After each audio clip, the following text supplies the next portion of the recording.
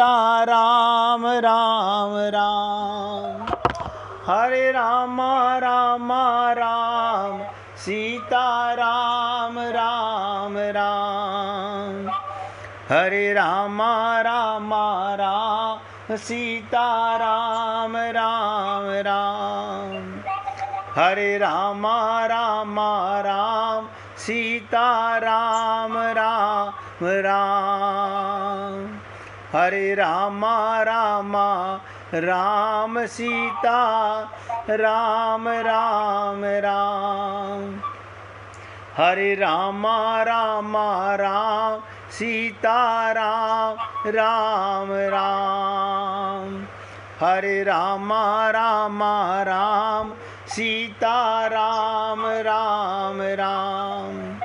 सभी पुण्य आत्मा, देखिए मैं आप सब लोगों को निवेदन करता हूँ, आप लोगों ने नवरात्रि का उपवास करते हो, मैया की पूजा करते हो।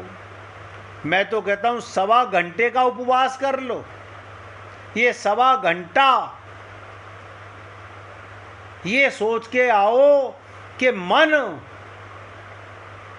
इधर उधर भटका, मैं अपने गाल पर चाटा लगाऊंगा। अगर हम करें, माया फिर महाठगनी है। बार बार घर परिवार के लोग टोकेंगे और हम नहीं मानेंगे। राम सुखदास जी कहते थे, सत्संग मिलने के समान कोई लाभ नहीं है। सत्संग मिलने के समान कोई लाभ नहीं है, परंतु असली सत्संग मिलना कठिन है।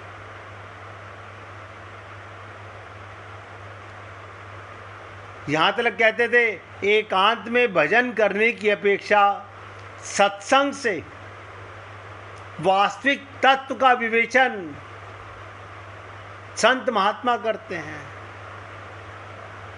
असली सत्संग है भगवत प्राप्त महापुरुषों का संग अथवा एक भगवान में प्रियता।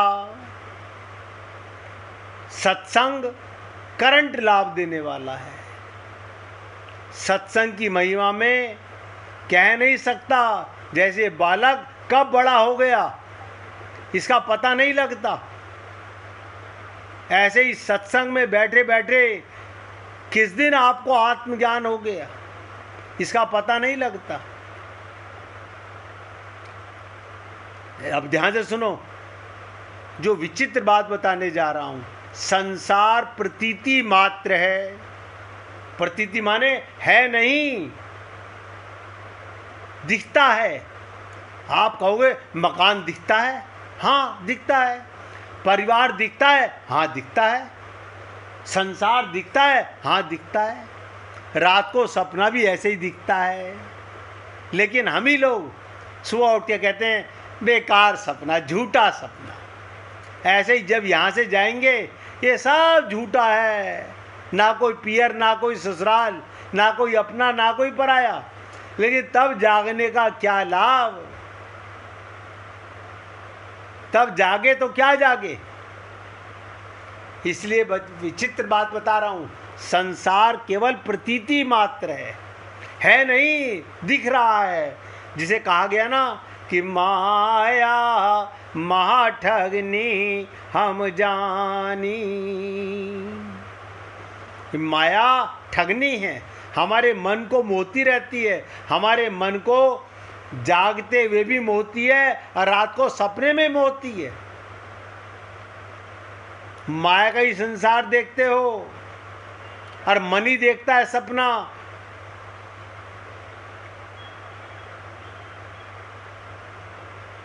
इसलिए कहते हैं एक है मानना अनर्थकारक है। संसार है नहीं। जैसे जादूगर का जादू, आप ध्यान से सुनो, ये तो आप और हम लोग आई विटनेस होंगे। आप और हम लोगों ने बहुत बार गली मोहल्ले में जादू को जादू करते देखा होगा। अरे अभी हमें दिखा रहा है, देखो खाली टोकरी तुम ले लो हाथ में। तुमने हाथ में टोकरी ले ली, हाँ खाली है, और उसने उसमें से 2 कबूतर निकाल दिए। क्या वो सच में कबूतर हैं? लेकिन हमारी आंखों पर पर्दा पड़ जाता है,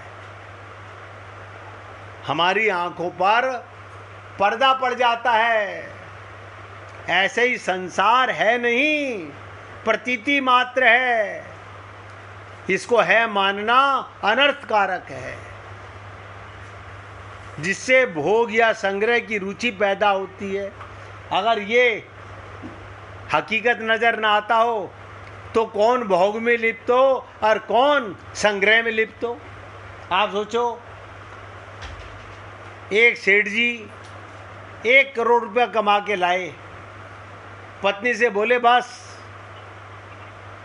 मैंने अपनी कमाई कर ली, अब कल से मैं व्यापार करने नहीं जाऊंगा। अगले दिन वो ही नहीं रहे। आप मुझे बताइए वो धन उसके किस काम का रहा?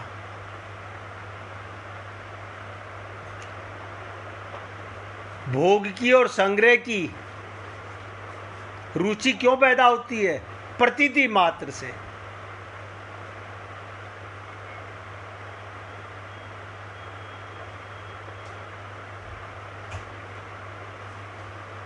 वही परमात्मा है, संसार है ही नहीं, केवल मृग तृष्णा की तरह प्रतीति है।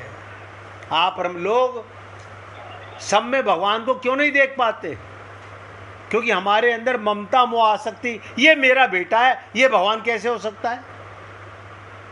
हमें भगवान से ज्यादा ममता प्रपंच नजर आती है। इसलिए बड़ा कठिन नहीं है, सिर्फ समझने की बात है। अगर समझ आ जाए तो कहते हैं भक्त सुख भोग के लिए भगवान के शरण नहीं होता। अब ध्यान से सुनो, हम गुरु की शरणागति जाएं, भगवान की शरणागति जाएं, सुख भोग के लिए। मंदिर तो इसलिए जाते हैं। कोई मंदिर भगवान को पाने नहीं जाता। अगर भगवान के प्रेम के लिए जाए तो मैं चैलेंज से कहता हूं उसे मूर्ति का दर्शन नहीं होगा, भगवान का दर्शन होगा। हम वहां से संसार का सुख पाने जाते हैं, इसलिए हमें मूर्ति का दर्शन होता है। तो भक्त सुख भोग के लिए भगवान के शरण नहीं होता। यदि सुख चाहता है तो शरीर के शरण होता है। अब आप बताओ, हम सुख चाहते हैं तो शरीर की शरणागति है, मन की शरणागति है, बुद्धि की शरणागति है, भगवान की और गुरु की है ही नहीं।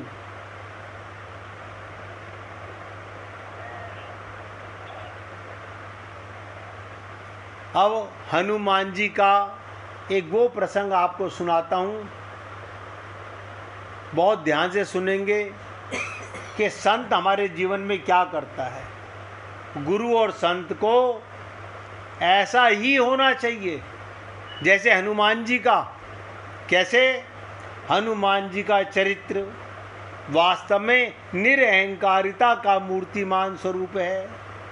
वो प्रत्येक व्यक्ति को ईश्वर के आश्रय में ले जाना चाहते हैं।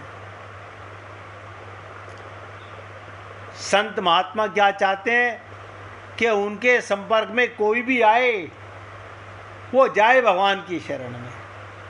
भगवान राम और हनुमान जी का जब प्रथम मिलन हुआ, ध्यान से सुनो, हनुमान जी और भगवान का जब प्रथम मिलन हुआ तो हनुमान जी ने उनसे पूछा आप कौन हैं? तो वो हनुमान जी पूछ रहे हैं।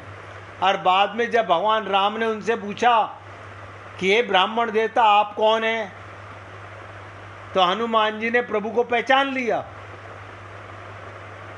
और उन्हें उलाना देते हुए कहा, प्रभु भले ही मुझ अज्ञानी से आपने पूछा हो कि आप कौन हैं, पर क्या केवल इसीलिए आपका भी बदले में मुझे ऐसा पूछना उचित है कि तुम कौन हो? मैं तो अज्ञानी था, मैं तो आपसे सुग्रीव के कारण पूछना चाहता था, आपने मुझसे क्यों पूछा तुम कौन हो? प्रभु बोले ये तो शिष्टाचार है। अगर एक व्यक्ति अपना परिचय जानना चाहे तो दूसरा बदले में अपने आप परिचय देता है। उसका अर्थ ये उससे परिचित नहीं होना चाहिए, इसलिए मैंने केवल शिष्टाचार का पालन किया। हनुमान जी ने क्या कहा? मोर न्याऊ मैं पूछो साईं, तुम पूछो कस नर की नाही। अरे मैं तो जीव यदि ईश्वर से प्रश्न करे, आप हम लोग भगवान से प्रश्न करें तो ये तो हमारा स्वभाव है, लेकिन ईश्वर जीव से पूछने लगे कि तुम कौन हो। आप बताओ, परमात्मा हमसे पूछेंगे तुम कौन हो? वो तो बेचारा जीव है के प्रति सरासर अन्याय हो जाएगा। इसे कहते हैं नाथ जीव तब माया मोहा, सो निस्तरई तुम्हारे ही छोआ। परंतु फिर भी प्रभु ने हनुमान जी को नहीं छोड़ा। कहा ब्राह्मण देवता आपको अपना परिचय देना ही पड़ेगा। हनुमान जी चाहते तो अपना परिचय में कह सकते थे मैं पवन देवता का पुत्र हूँ, पर उन्होंने ये परिचय नहीं दिया। हनुमान जी अपना क्या परिचय देते हैं? अब आप सोचिएगा, आप हम लोग क्या परिचय देते हैं? हमारे पिता का नाम, हमारे दादाजी का नाम, हमारा गोत्र, हम यही परिचय देते हैं। ज़्यादा वो आधार कार्ड निकाल के दिखा देंगे। और हनुमान जी क्या कह रहे हैं? एक मैं मंद मोह बस, कुटिल हृदय अज्ञान। कमाल है। एक मैं मंद मोह बस, कुटिल हृदय अज्ञान।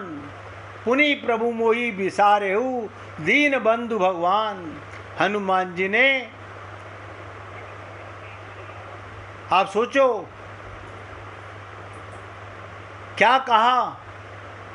प्रभु एक तो मैं मंद, दूसरे मैं मोह के बस में पड़ा हूँ, और तीसरे मेरा हृदय कुटिलता से भरा हुआ है, और सर्वोपरि आपने मुझे भुला दिया।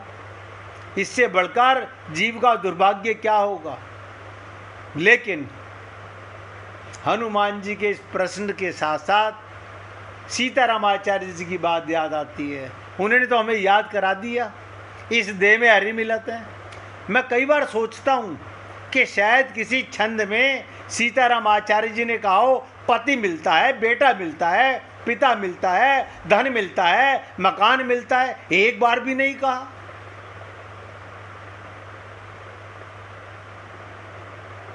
मैंने कई बार, मीना जी ने हमें छंदावली दी, मैंने कई बार छंदों को छांटने की कोशिश की कि शायद कहीं लिखा हो। उन्होंने कहा इस देह में हरि मिलता है।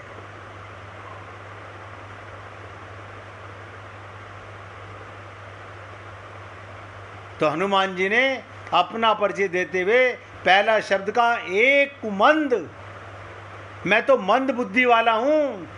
तो प्रभु के होठों पर हंसी आ गई।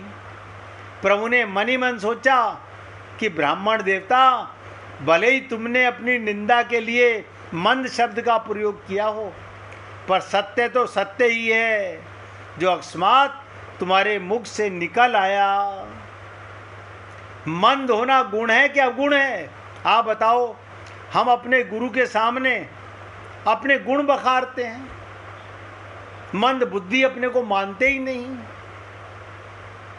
और हनुमान जी कह रहे हैं तो भगवान कहते हैं ये तो गुण है तुम्हारा, अवगुण कहाँ है? अपनी तारीफ करना, अपना ढिंडोरा पीटना, अपनी माया का, अपने प्रपंच का, ये तो अज्ञान है।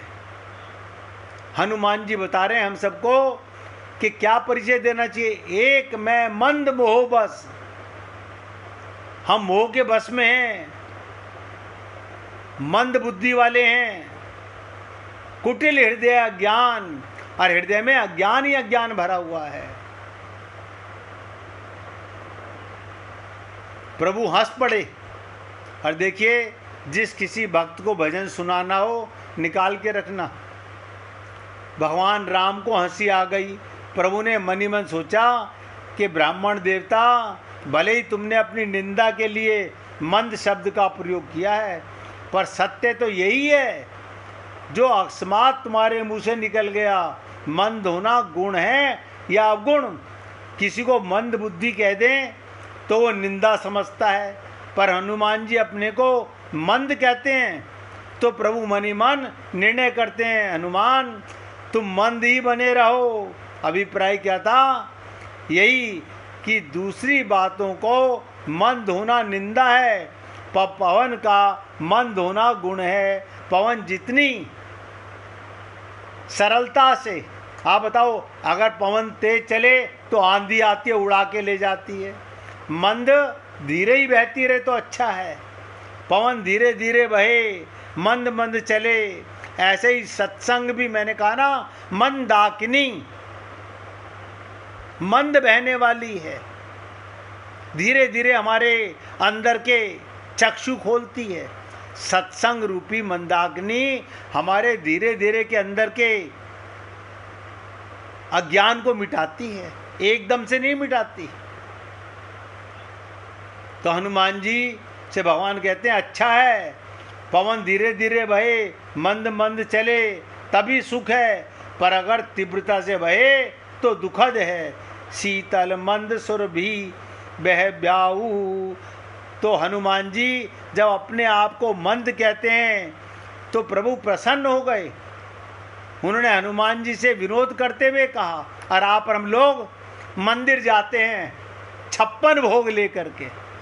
भगवान समझ जाते हैं मेरे पास किस लिए आए हो? जब तुम्हारे पास 56 भोग तैयार हैं, ये हम भगवान को भोग चढ़ा रहे हैं क्या? भगवान भोग लगाते हैं, लेकिन हमारा अहंकार है, हम भगवान के मंदिर में ये चढ़ाएंगे, हम ये अरे खुद को कब चढ़ाओगे? आप सोचो, खुद को भगवान के शरण कब करेंगे हम? नहीं, हमारा पड़ोसी लेके जा रहा था 56 भोग, तो हमने कहा हम भी करेंगे। भगवान तो भाव के भूखे हैं, भगवान आपके 56 भोग देखते तक नहीं।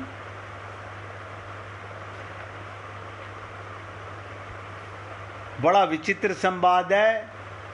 तो हनुमान जी, भगवान कहते हैं, जब तुमने मंद कहा तभी मैं तुम्हें पहचान गया, पर तुमने एक ही बात कही और 2 बातें छोड़ दी। हनुमान जी ने पूछा, प्रभु मैंने क्या छोड़ दिया? शीतल मंद सुरभि वह ब्याऊ। क्या मतलब? वायु के 3 गुण होते हैं, वायु के 3 गुण। इसी प्रकार ध्यान देना, सत्संग भी, मंदाकिनी भी। ये मंदाकिनी किसे कहते हैं? जो गंगा के साथ अलग से छोटी नदी बह रही है, मंद मंद बह रही है, उसी से निकली हुई है, उसे मंदाकिनी कहते हैं। तो ये संत महात्मा कौन है? मंदाकिनी के समान हैं, भगवान की कृपा के पात्र बनते हैं, और वो धीरे धीरे हमारे मन के मैल को धोते जाते हैं। 3 गुण बताए जाते हैं। बोले उन्हें शीतल होना चाहिए, मंद मंद बहना चाहिए, और सुरभित होना चाहिए। हनुमान जी ने इसका बड़ा सार्थक उत्तर दिया भगवान को। बोले प्रभु, ना तो पवन का गुण शीतलता है और ना सुगंधित है। अगर पवन में शीतलता होती तो गर्मी में गर्म हवा ना बहती, और यदि उसमें सुगंध होती तो कभी दुर्गंध नहीं आती। पवन इन गुणों को तो दूसरों से उधार लेता है। मैं मंद तो था, पर शीतलता और सुगंधि तो आपकी है। आप सोचिएगा, संत महात्माओं में हमारे को धीरे धीरे मंदाकिनी की तरफ ले जाना, परमात्मा के प्रेम की तरफ ले जाना, ये भगवान के गुण हैं। संत के हनुमान जी कहते हैं, शीतलता और सुगंध तो आपकी दी हुई है भगवान, वरना पवन को तो बदबू के पास से गुजरेगा तो बदबू फेंकेगा, गर्मी के पास से जाएगा तो गर्म हवा फेंकेगा। पवन क्या करेगा? तो ये जो आपने कहा शीतल मंद सुरभि बह बाऊ, ये तो आपके गुण हैं, ये सब आपकी कृपा है। इसलिए जो भी संत महात्मा इस पृथ्वी पर आप और हम लोगों का कल्याण चाहते हैं, हाँ ये अलग बात है कि हम कल्याण चाहते हैं कि नहीं चाहते हैं। अब बाकी की चर्चा आपके साथ कल करेंगे। आज मैं अपने शब्दों को यहाँ विराम दे रहा हूँ और निवेदन कर रहा हूँ, आज की बात सुन लीजिएगा।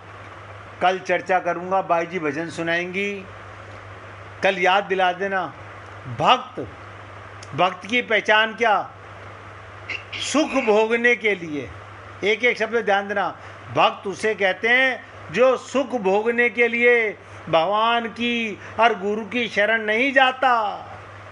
यदि सुख चाहता है तो शरीर की शरण जाता है, ना गुरु की शरण जाएगा ना भगवान की शरण जाएगा। बाकी की चर्चा कल करेंगे। सुनाइए भाई जी।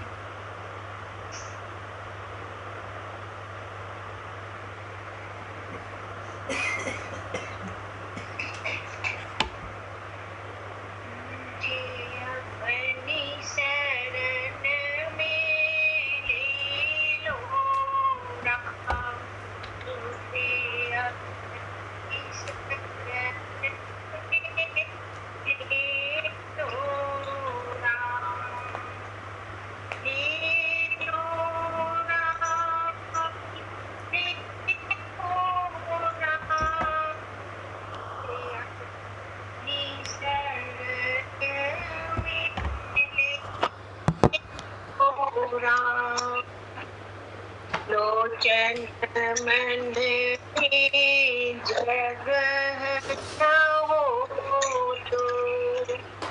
लोचन मंदिर जगह हो तो, जुगल चरण ले लो राम, अपनी शरण में ले लो राम। जीवन दे कर जाल आया, जीवन दे कर जाल आया, रच कर माया नाच आया, रच कर माया नाच आया। चिंता मेरी तभी मिटेगी जब चिंतन में ले लो राम, अपनी ले लो राम, अपनी शरण में लो राम। तुमने लाखों पापी तारे, तुमने लाखों पापी तारे, मेरी बारी मेरी बारी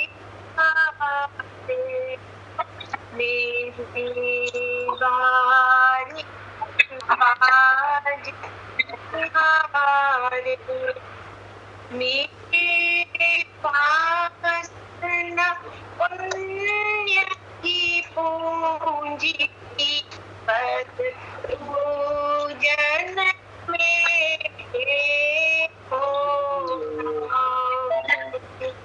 अपनी शरण में ले लो राम, अपनी शरण में ले लो राम। घर घर अटकूं, दर दर भटकूं, दर दर अटकूं, घर घर भटकूं, कहाँ कहाँ भटकूं, कहाँ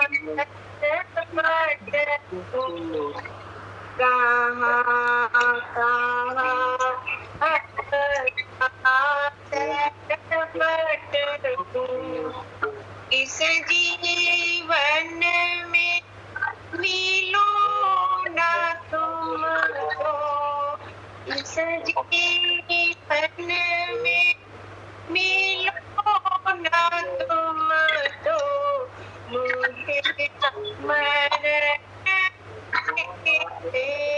लो राम, मुझे अपने शरण में ले लो राम, मुझे अपने शरण में ले लो राम, ले लो राम,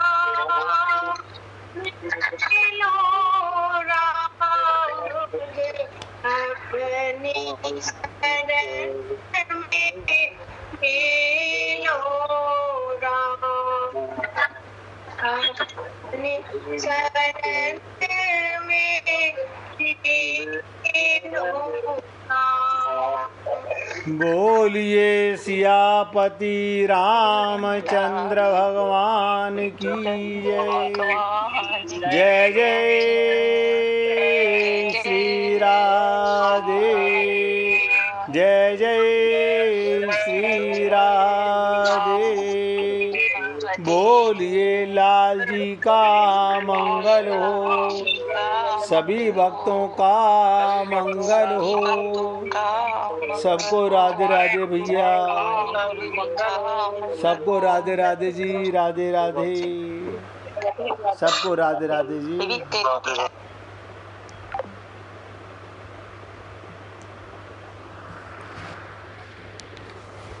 राधे राधे बहन जी। हो ठीक हो बहन जी।